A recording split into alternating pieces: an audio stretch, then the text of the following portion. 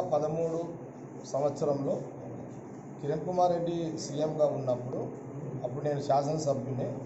2004, 2009లో కూడా నేను ఎమ్మెల్యేగానే ఉన్న సంగారెడ్డికి. ఆ సమయంలో నేను రైతుల దగ్గర అంటే సదాశివపేట పట్టణానికి సంబంధించి కొంత సదాశివపేట మండలం కొన్ని గ్రామాలలో చుట్టుపక్కల గ్రామాలకు దాదాపు ఒక 5,000 మందికి ఆ సిద్ధాపూర్కు సంబంధించిన గ్రామంలో రైతుల దగ్గర ప్రభుత్వం ద్వారా డబ్బులు ఇప్పించి కొనుగోలు చేసి ల్యాండ్ అక్వైర్ చేసి అక్కడ ఒక 5,000 మందికి ఇలా పట్టా సర్టిఫికేట్ ఇవ్వడం జరిగింది. అట్లాగే వాళ్ళకు నేను పొజిషన్ కూడా ఇవ్వడం అంటే కబ్జా కూడా ఇవ్వడం కూడా జరిగింది. అదే సమయంలో ఎన్నికలు రావడము నేను ఓడిపోవడం జరిగింది.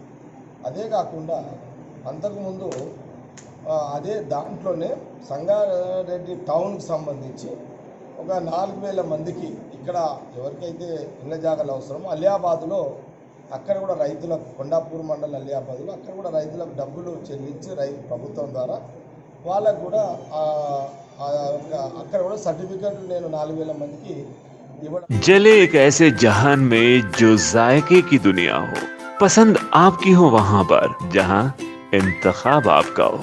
खुशामदीद बेकवेल केक हाउस, जहां कुदरत के जायकों का मिलाप होता है, मोहब्बत में डूबती है अनोखी तरकीबें, तजुर्बे के आंच पर महारत पकती है और फिर कुछ नया बनता है।